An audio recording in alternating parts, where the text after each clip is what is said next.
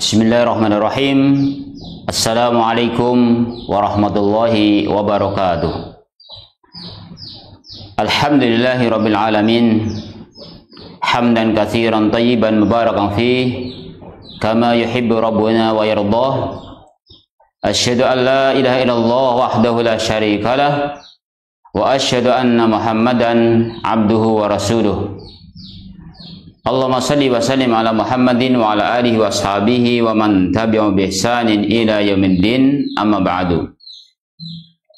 Kaum muslimin wal muslimat, para pemirsa dimanapun Anda berada, dan juga anak-anakku yang saleh dan salehah semuanya, rahimani wa rahimakumullahu ajma'in.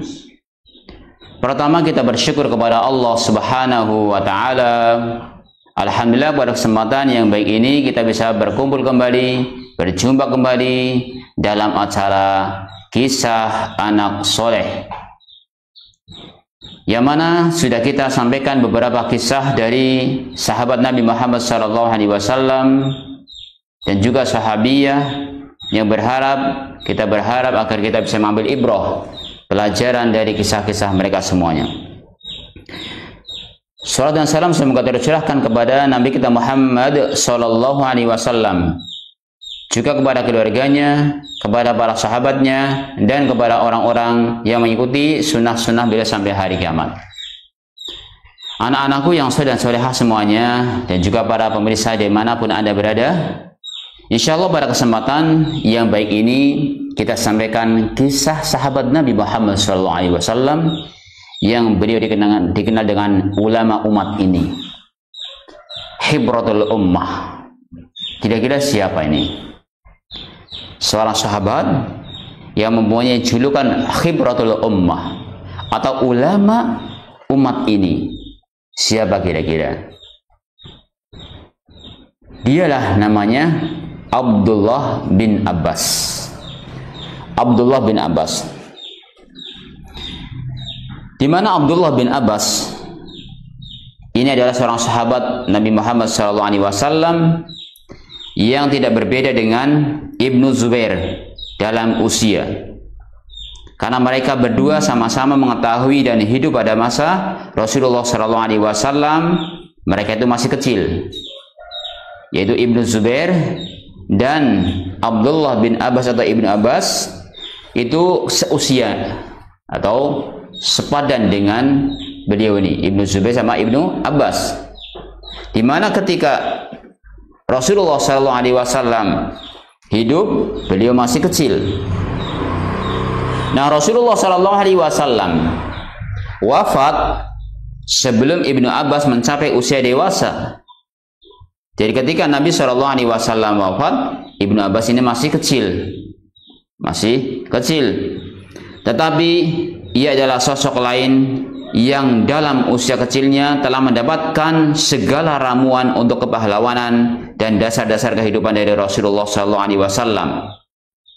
Jadi meskipun masih kecil, meskipun umurnya masih muda, beliau ini adalah sosok sahabat Nabi Muhammad SAW yang gemar untuk belajar, terus thalabul ilmi, menuntut ilmu, ya, kepada Rasulullah SAW, yang memberikan perhatian penuh kepadanya, mendidiknya serta mengajarinya hikmah yang murni, di mana Rasulullah SAW mengajari beliau, kemudian memberikan hikmah kepadanya, berbagai macam ilmu disampaikan kepadanya, kepada Ibnu Abbas meskipun masih kecil.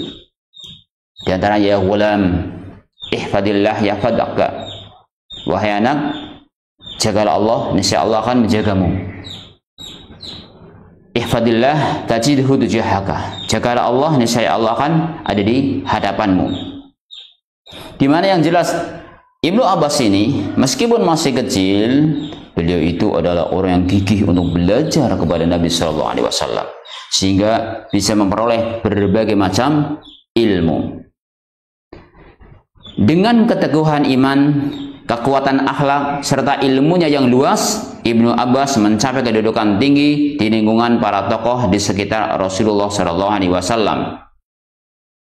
Jadi dengan keteguhan iman Ibnu Abbas, kemudian akhlak beliau, dan ilmunya yang luas, beliau Ibnu Abbas mempunyai kedudukan yang tinggi di hadapan Rasulullah SAW.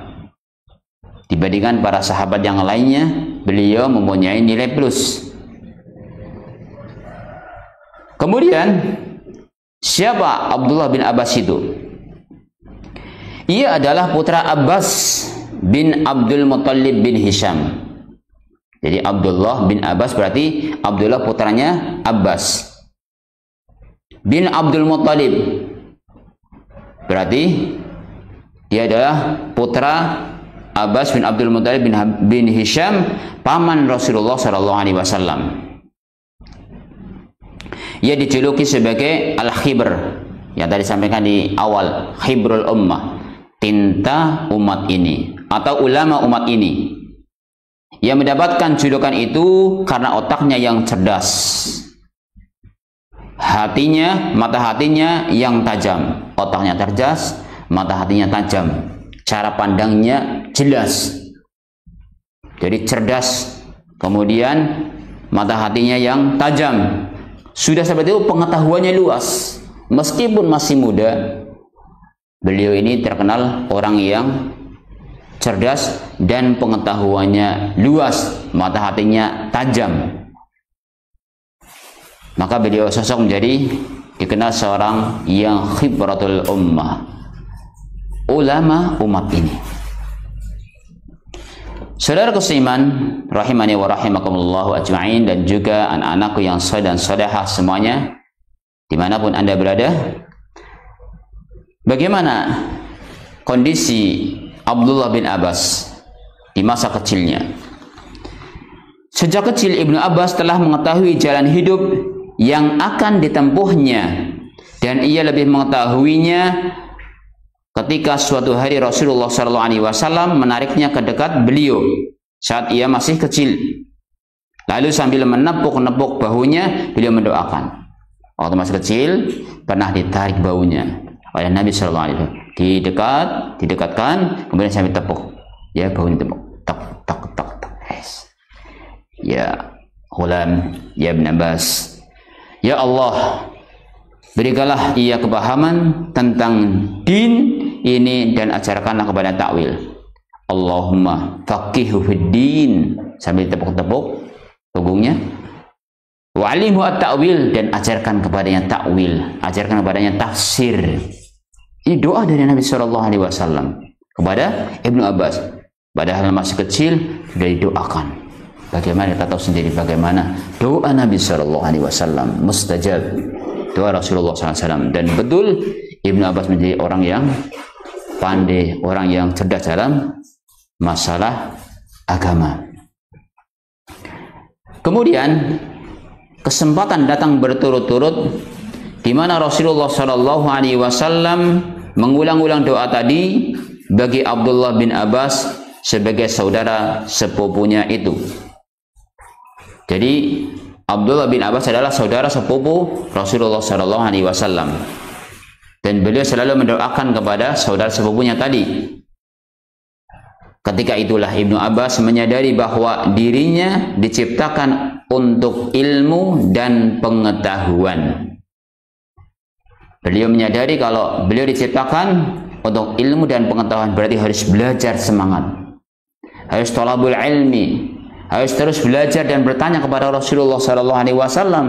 Beliau terdetik dalam dirinya, kalau saya didoakan seperti ini berarti saya harus berjuang untuk ilmu dan ilmu pengetahuan, belajar agama dengan sungguh-sungguh. Persiapan otaknya juga menjadi faktor yang kuat bagi dirinya untuk menempuh jalan ini. Tadi dikatakan di depan, kalau Ibnu Abbas adalah orang yang cerdas, pikiran cerdas, makanya untuk menampung ilmu lebih kuat, lebih bisa untuk menerima ilmu itu sendiri. Walaupun pada saat Rasulullah SAW wafat, usianya beliau belum melebihi 13 tahun. Artinya masih dianggap kanak-kanak, belum lebih dari 13 tahun dan belum balik saat itu. Jadi umurnya masih kecil. Rasulullah SAW sudah wafat.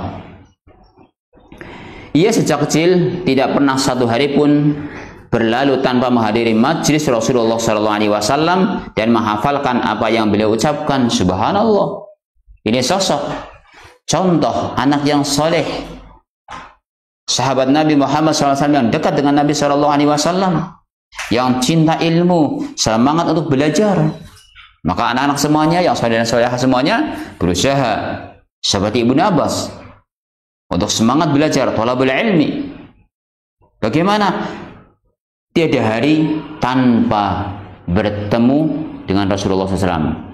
Artinya setiap hari harus bertemu dengan Rasulullah SAW untuk bermajlis belajar dengan ilmunya. Tiada hari terkecuali bertemu dengan Nabi SAW, menghadiri majlis Rasulullah SAW, menghafalkan ilmu dan menghafal apa yang dia ucapkan.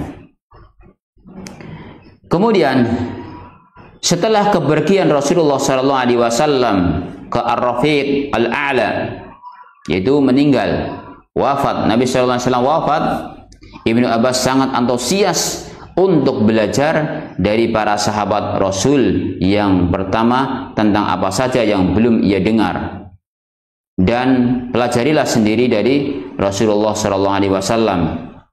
Ia selalu ingin tahu dan bertanya. Jadi Ibnu Abbas sepeninggal Nabi Muhammad SAW, beliau berusaha mencari ilmu, mengejar ilmu kepada para sahabat Nabi SAW yang dia ini belum pernah mendengar dari Rasulullah SAW. Dia kejar, berusaha akan mencari ilmu kepada para sahabat yang mana beliau sudah mendengar dari Nabi, sementara Ibnu Abbas belum. Sehingga setiap mendengar seorang mengetahui suatu ilmu atau hafal hadis, si fulan udah hafal, si fulan tahu hadis ini, maka ia bergegas menemuinya dan belajar kepadanya. Ketika ada sahabat Nabi mengetahui hadis tentang hal ini, sahabat ini mengetahui tentang hal ini, maka Ibnu Abbas bergegas mendatanginya untuk belajar kepada sahabat Nabi SAW. Menunjukkan apa? Semangat beliau untuk thalabul ilmi, belajar ilmu ini. Maka pantas tadi di depan dikatakan hibrul ummah. Otaknya yang cemerlang dan selalu fit mendorongnya untuk meneliti apa yang didengarnya. Karena cerdasnya beliau, apa yang dia dengar langsung diteliti, dikaji. Jadi ia tidak pernah merasa cukup dengan hanya mengumpulkan ilmu pengetahuan saja, tetapi juga meneliti dan menyelidiki sumber-sumbernya. Ini salah satu sikap beliau yang bagus. Ketika mendengar ilmu, dia teliti dan dia selidiki dari sumber-sumbernya, sehingga kuat keilmuannya. Dan seharusnya kita ketika mengkaji ilmu, dikaji betul dan dengan mantap, anak-anak semuanya, soleh dan solehah semuanya, sehingga ilmunya lebih membekas. Bahkan diceritakan di sini, ia pernah menceritakan pengalamannya. Apa katanya? Aku pernah bertanya kepada 30 orang sahabat Rasulullah SAW mengenai satu masalah. Coba, beliau menuturkan sendiri, aku pernah bertanya kepada 30 orang sahabat atau 30 sahabat Rasulullah SAW. Bertanya kepada berapa? 30 sahabat Rasulullah SAW dalam satu masalah. Tanya kepada sahabat ini, masalah ini, sini, sampai 30 orang ditanya semuanya. Tujuannya apa? Untuk disimpulkan nanti sama beliau. Apa yang dari sumber dari 30 orang ini, biar beliau simpulkan. Jadi biar sumbernya juga jelas. Ia memberikan gambaran kepada kita tentang keinginannya yang sangat besar untuk mendapatkan ilmu dan pengetahuan.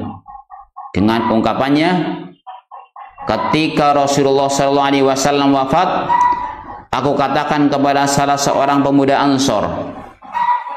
Ini yang menunjukkan semangat dia untuk belajar. Ketika Rasulullah SAW wafat, aku katakan kepada salah seorang pemuda Ansor, marilah kita bertanya kepada sahabat Rasulullah SAW, karena sekarang ini jumlah mereka masih banyak. Ayo kita sekarang pada tanya kepada sahabat Nabi Shallallahu Alaihi Wasallam untuk belajar, untuk thalabul ilmi, karena jumlah mereka masih banyak. Lantas pemuda Ansor itu menjawab, aneh sekali kamu ini, wahai Ibnu Abbas. Apakah kamu kira orang-orang akan membutuhkanmu? Padahal di kalangan mereka seperti yang kamu lihat. Sebagai kau lihat banyak terdapat sahabat Rasulullah. Ini tanggapan dari pemuda Ansor, di mana ketika Ibnu Abbas mengajak mereka untuk bertanya kepada sahabat Nabi Shallallahu Alaihi Wasallam, yang menunjukkan bahasa Ibnu Abbas itu sebenarnya sudah dikatakan orang yang cerdas, orang-orang yang termasuk orang-orang yang mengetahui tentang ilmu pengetahuan, kok mau bertanya kepada yang lainnya. Ini menunjukkan juga bahwa Ibnu Abbas itu semangat untuk belajar, akan dikejar terus ilmunya. Ia tidak mau diajak, tetapi aku tetap pergi untuk bertanya kepada sahabat-sahabat Rasulullah. Ketika mengajak seorang pemuda tadi nggak mau, maka dia tetap akan berusaha mencari ilmu, mencari sahabat Nabi. Aku juga pernah mendapatkan satu hadis dari Rasulullah Shallallahu Alaihi Wasallam atau dari seseorang dengan cara mendatangi rumahnya, yang kebetulan waktu itu ia sedang tidur siang. Dia masih kisahkan, aku pernah mendapatkan satu hadis, kemudian waktu itu aku datangi orangnya, kemudian orang itu lagi dalam keadaan tidur siang. Aku pun tetap datang ke sana. Di sana aku membentangkan kainku di depan pintunya dan duduk menunggu. Sementara angin menerbangkan debu kepadaku. Ya, sambil tiduran menunggu untuk mendapatkan ilmu dari sahabat Nabi Shallallahu Alaihi Wasallam. Di situ ada angin, ya, kanginan ya. Gak apa-apa, dia tetap menunggu bagaimana biar sahabat Nabi keluar dan nanti akan bertanya tentang hadisnya. Akhirnya ia bangun dan keluar menemuiku. Sahabat tadi yang dikejar, yang ditunggu, akhirnya keluar dan menemuiku. Ia pun berkata, subhanallah, apa katanya? Wahai saudara sepupu Rasulullah, wahai saudara sepupu Rasulullah, apa maksud kedatanganmu? Sepupu Rasulullah maksudnya siapa? Abdullah bin Abbas. Apa maksud kedatanganmu? Mengapa engkau tidak menyuruh seorang saja agar aku datang kepadamu? Ya, kenapa sih kamu nggak nyuruh orang saja, saya suruh datang ke rumahmu? Kenapa nggak kayak gitu aja? Wahai saudara sepupu Rasulullah SAW, ini kata sahabat yang didatangi tadi. Aku menjawab, tidak. Justru akulah yang harus datang mengunjungimu. Dia mengatakan tidak. Justru akulah yang harus datang mengunjungimu. Kemudian aku menanyakan kepadanya sebuah hadis dan aku belajar darinya. Allahu Akbar. Belajar satu hadis kepada seseorang, dia sabar menunggunya, lagi tidur pun dia sabar untuk menunggu sampai bangun. Dan setelah itu pun terjadi dialog yang menunjukkan di situ Ibnu Abbas atau Abdullah bin Abbas sebenarnya punya kedudukan yang tinggi. Kenapa sih kamu kok malah datang? Andaikan saya suruh datang ke rumahmu juga mau, ibaratnya gitu. Tidak, tetap saya akan mendatangi tempatmu dan saya ingin belajar. Akhirnya diberi ilmu hadis, diberi hadis oleh sahabat tadi. Nah, anak-anakku yang soleh dan solehah semuanya, para pemirsa dimanapun Anda berada, rahimani wa rahimakumullah ajma'in, itulah yang dilakukan oleh pemuda jagoan kita yang agung itu.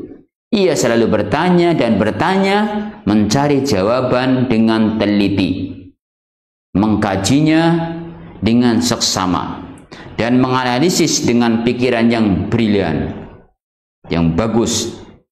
Setiap hari pengetahuan dan ilmu yang dimilikinya terus berkembang dan meningkat. Hingga dalam usianya yang muda belia, ia telah memiliki hikmah, ketenangan, dan kematangan berpikir sebagaimana orang-orang dewasa. Meskipun masih muda, cara berpikirnya sudah matang, sudah dewasa. Sehingga Amirul Mukminin Umar bin Khattab sangat antusias meminta pendapatnya dalam urusan penting. Ini sampai karena menunjukkan kecerdasan beliau, pengetahuan beliau yang luas, Abdullah bin Abbas, sampai-sampai Amirul Mukminin Umar bin Khattab meminta pendapatnya, meminta pendapat Abdullah bin Abbas dalam urusan penting. Ia menjulukinya sebagai pemuda paruh baya. Pemuda paruh baya. Ini dijuluki oleh Umar bin Khattab. Ya, seorang pemuda yang berwawasan luas, berpikiran cerdas, dan dia suka meneliti sebuah ilmu sehingga terus berkembang dan berkembang ilmunya. Nah, kalau kita ingin berkembang ilmu kita, harus belajar dan belajar, kemudian kita juga berusaha menelaah apa yang kita pelajari sehingga akan semakin kokoh ilmunya. Kemudian, bagaimana komentar para sahabat yang lainnya tentang Abdullah bin Mas'ud? Ya, Abdullah bin Abbas ini. Abdullah bin Abbas, maaf. Sa'ad bin Abu Waqqas melukiskan dengan kalimat-kalimat seperti ini. Apa katanya?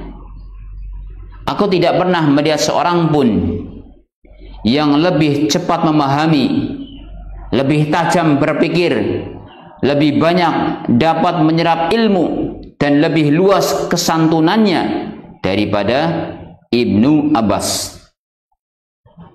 Ini kata daripada Sa'ad bin Abi Waqqas yang menunjukkan bahwasanya aku tidak pernah melihat seorang pun yang lebih cepat memahaminya, dalam memahami lebih cepat, kemudian lebih tajam dalam berpikir, cara berpikirnya tajam, kemudian lebih banyak dapat menyerap ilmu. Dia mudah untuk menyerap ilmu, menerima ilmu, cepat masuk ke dalam benak beliau, dan lebih luas kesantunannya. Meskipun dia punya ilmu luas, tapi tetap santun. Melainkan siapa? Daripada Ibnu Abbas. Berarti orang yang paling cerdas, paling luas pikirannya, tajam dalam berpikir, dan paling santun. Itu kata Sa'ad bin Abi Waqqas. Kemudian aku pernah melihat Umar memanggilnya dalam perkara-perkara yang dilematis. Padahal di sekeliling Umar terdapat kalangan Muhajirin dan Ansor yang ikut dalam perang Badar. Jadi Umar bin Khattab pernah memanggil Abdullah bin Abbas untuk menyelesaikan sebuah masalah, diminta pendapatnya. Padahal di situ ada pemuda-pemuda Ansar dan Muhajirin. Tapi beliau Umar bin Khattab mengajak dan memanggil siapa? Abdullah bin Abbas. Tentu karena ada kelebihan. Maka dipanggilnya oleh Umar bin Khattab. Ibnu Abbas menyampaikan pendapatnya dan Umar pun tidak akan melampaui apa katanya.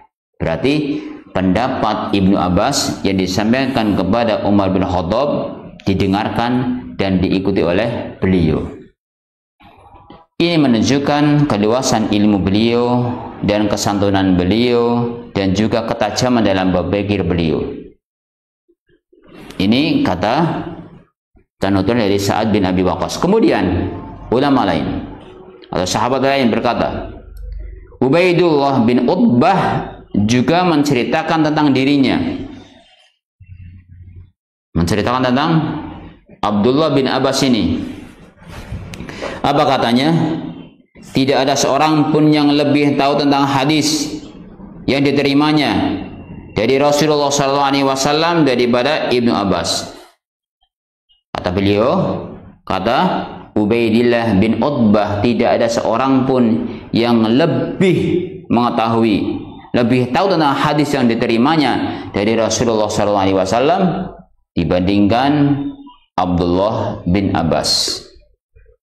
Ya, makanya ketika tadi Rasulullah meninggal atau Rasulullah SAW wafat, kemudian mengajak sahabat, ayo kita datang kepada para sahabat Nabi SAW dan dia masih banyak. Kita cari ilmu lah, kita belajar ke sana. Ada yang bilang aneh ya. Wong kamu kan udah pinter bahasa kitanya. Kok kita mau ke sana-sana? Kok Abdullah bin Abbas mau ke sahabat-sahabat? Ternyata Abdullah bin Abbas itu adalah orang yang cerdas dan ingin mengetahui banyak ilmu. Makanya dia ingin bertanya.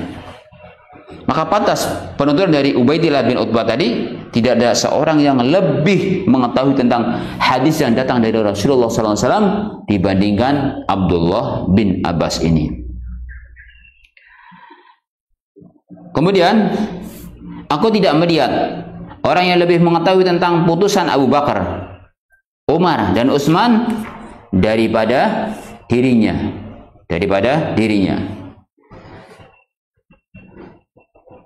Berarti beliau orang yang di kalangan para sahabat, di kalangan Abu Bakar, Umar, Utsman, beliau terpandang. Tidak ada yang lebih mendalam pemahamannya selain dirinya. Tidak ada yang lebih mengetahui tentang syair, bahasa Arab, tafsir Al-Quran, ilmu hisab, dan ilmu waris selain dia. Subhanallah, banyak mengetahui ilmu-ilmu. Ilmu warisnya oke, tafsirnya oke, syairnya oke, tentang bahasa Arab oke. Subhanallah, dia memiliki banyak ilmu.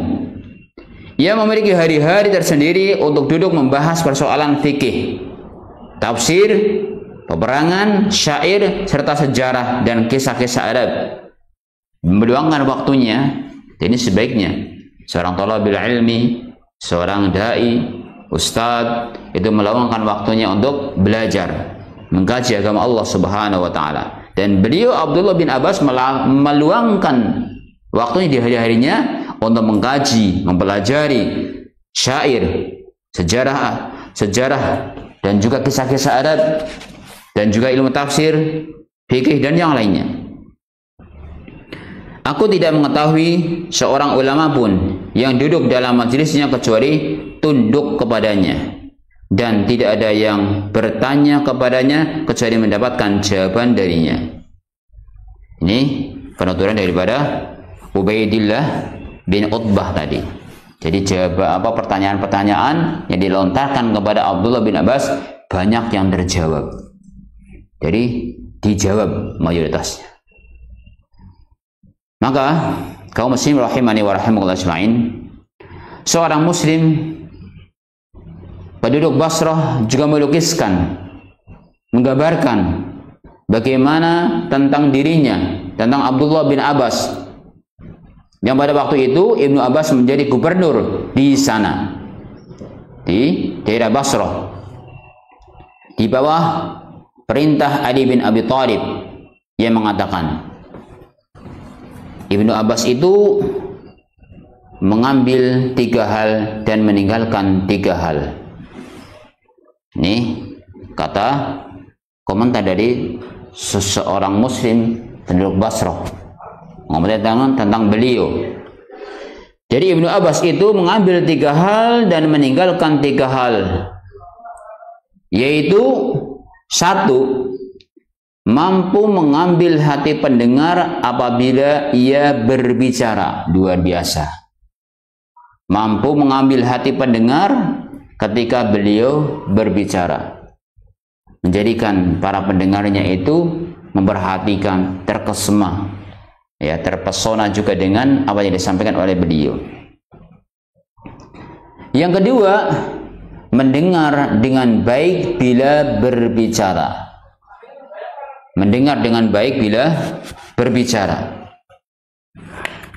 Yang ketiga, memilih yang teringan bila ada 2 perkara yang diperselisihkan. Ketika mendapatkan 2 perkara yang diperselisihkan, beliau memilih aisaruha, yang paling mudah. Yang paling mudah beliau pilih. Kemudian yang keempat, menjauhi segala bentuk pamer. Jadi tadi menjauhi 3 hal, ini menjauhi segala bentuk pamer. Kemudian menjauhi orang-orang yang suka mencela. Jadi menjauhi orang-orang yang suka mencela. Kemudian yang berikutnya, tidak kenal kompromi dengan perbuatan tercela. Jadi dia melakukan 3 hal dan meninggalkan 3 hal. Mengambil 3 hal dan meninggalkan 3 hal. 3 hal yang diambil pertama tadi, mampu mengambil hati pendengar apabila ia berbicara, subhanallah.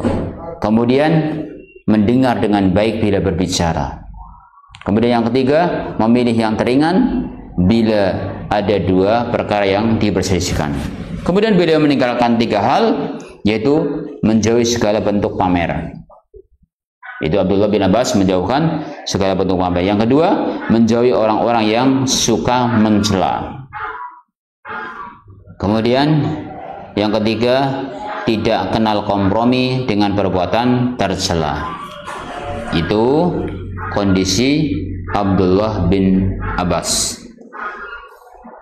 Kemudian kaum muslimin yang semoga dirahmati oleh Allah Subhanahu wa taala, anak-anakku yang saleh-salehah semuanya, wawasan Ibnu Abbas sangat luas dan pengetahuannya sempurna serta menakjubkan hati. Ia adalah gudang ilmu yang tajam dan cerdas pikirannya dalam setiap ilmu. Gudang ilmu, cerdas pikirannya dalam setiap ilmu, baik ilmu tafsir Al-Quran, fikih, kemudian sejarah, bahasa Arab, dan sastranya. Jadi pintar, beliau cerdas dalam ilmu-ilmu tadi. Tafsirnya bagus, fikihnya bagus, sejarahnya bagus, bahasa Arabnya bagus.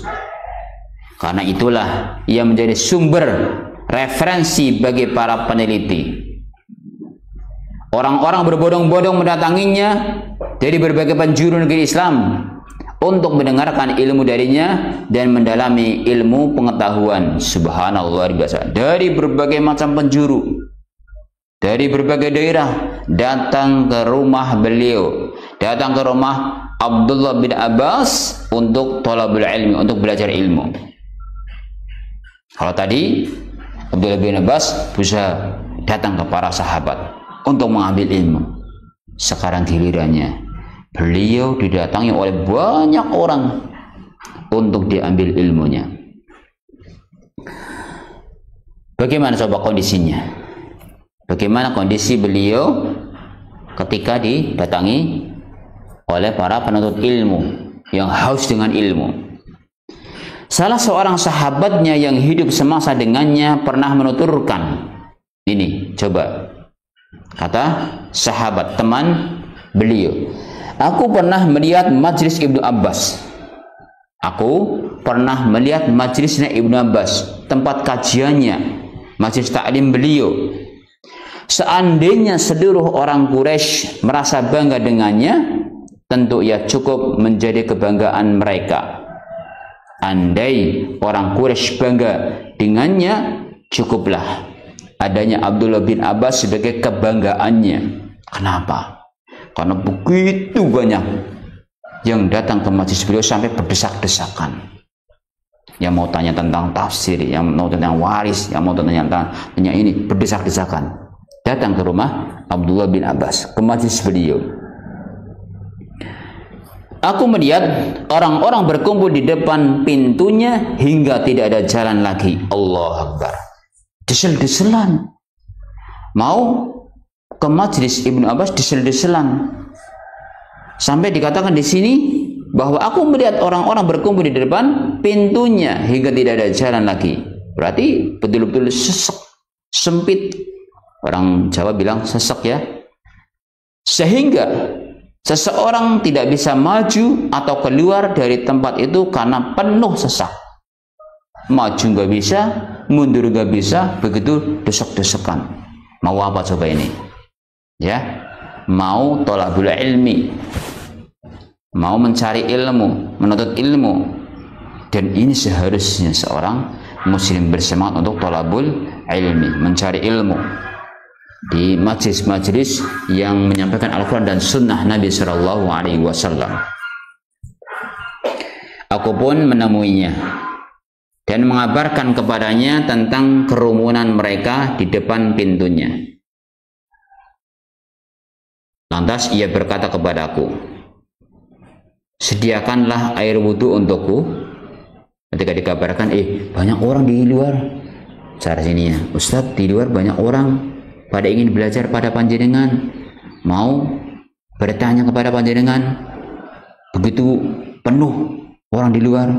Hanya ditemui Ibnu Abbas, kemudian disampaikan, dan ia berkata kepadaku, sediakanlah air wudhu untukku, maka aku pun berwudhu. Lalu duduk dan berkata, aku akan keluar menemui mereka. Dia wudhu, kemudian keluar dan menemui mereka.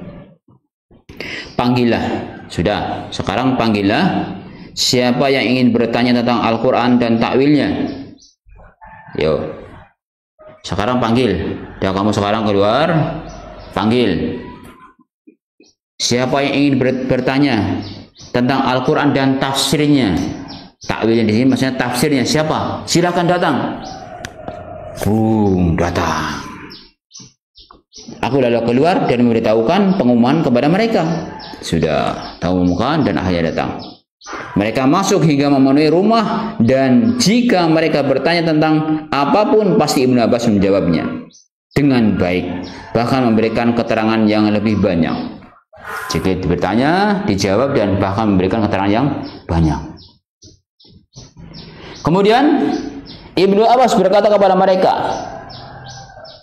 berikanlah kesempatan kepada saudara-saudara kalian yang lain. Udah, sekarang gantian, yang lain coba. Kamu udah akan cukup ya, udah keluar, ganti yang lain. Beri kesempatan kepada yang lain. Maka mereka keluar agar yang lain bisa masuk. Keluar, akhirnya yang lain masuk. Kemudian Ibnu Abbas berkata kepadaku, tadi temannya, kepada sahabat Ibnu Abbas berkata kepadaku, keluarlah dan panggillah siapa yang ingin bertanya tentang halal dan haram. Aduh, sekarang kamu keluar, sampaikan lagi kepada orang-orang yang di luar. Ayo, siapa yang ingin bertanya tentang halal dan haram? Tadi orang-orang yang bertanya tentang Al-Quran dan tafsirnya sudah pada keluar. Ayo gantian, yuk masuk. Ya, dia pun mengumumkan kepada para sahabat yang lainnya, kepada penuntut ilmu. Akhirnya mereka masuk dan memenuhi rumah, dan setiap mereka menanyakan apapun, Ibnu Abbas selalu memberikan jawabannya dan menambahi keterangan. Ya, jadi yang kedua tentang bertanya tentang halal dan haram, masuk rombongan, ya, rapi di rumahnya, di majelis beliau, kemudian bertanya tentang halal dan haram. Dijawab oleh Ibnu Abbas, dan bahkan di bawah ditambahi keterangannya.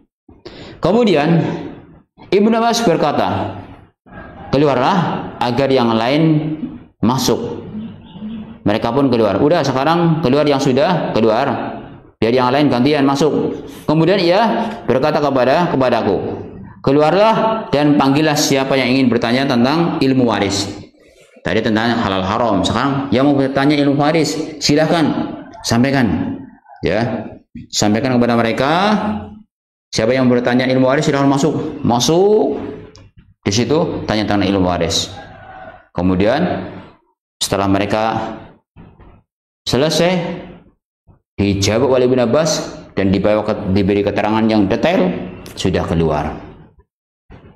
Sudah tadi ya, tentang tadi tafsir, Al-Quran dan tafsirnya, kemudian tentang halal dan haram, kemudian ilmu waris. Kemudian Ibnu Abbas berkata kepadaku lagi, keluarlah dan panggillah siapa yang ingin bertanya tentang bahasa Arab dan syair. Udah, siapa yang mau bertanya tentang bahasa Arab dan syair, silakan masuk.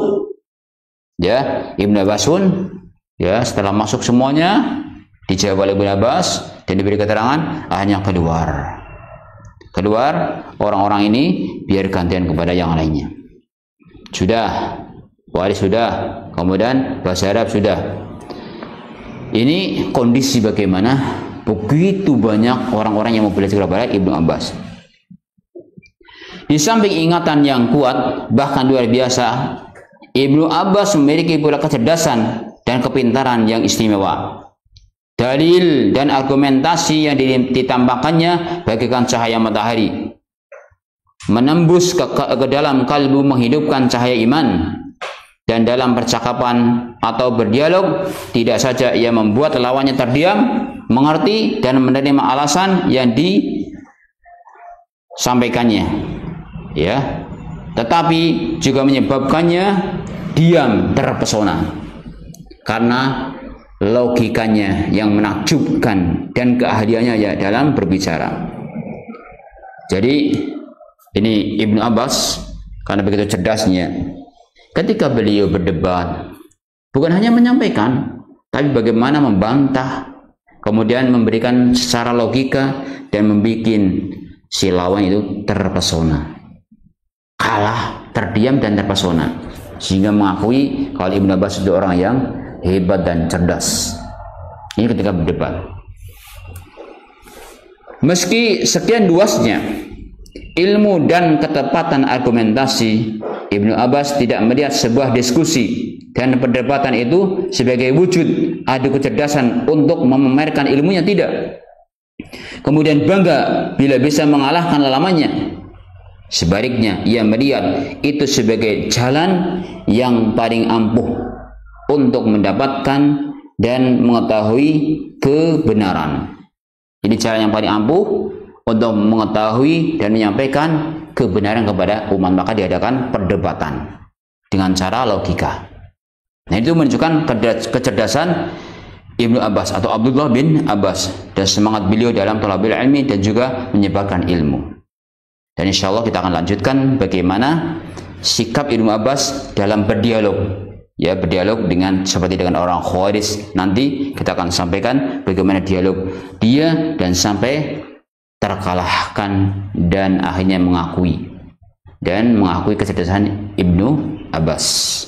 Mungkin sampai sini dulu dalam episode yang pertama ini. Semoga Allah Subhanahu wa taala melimpahkan kepada kita kesehatan sehingga kita bisa berjumpa kembali dalam acara kisah anak soleh ini. Dan sekarang kita masih konsentrasi pada kisah Abdullah bin Abbas ini. Mungkin sampai sini dulu dan akhirnya kita tutup dengan doa kafaratul majlis. Subhanakallahumma wa bihamdika asyhadu an la ilaha illa anta astaghfiruka wa atubu ilaik. Assalamualaikum warahmatullahi wabarakatuh.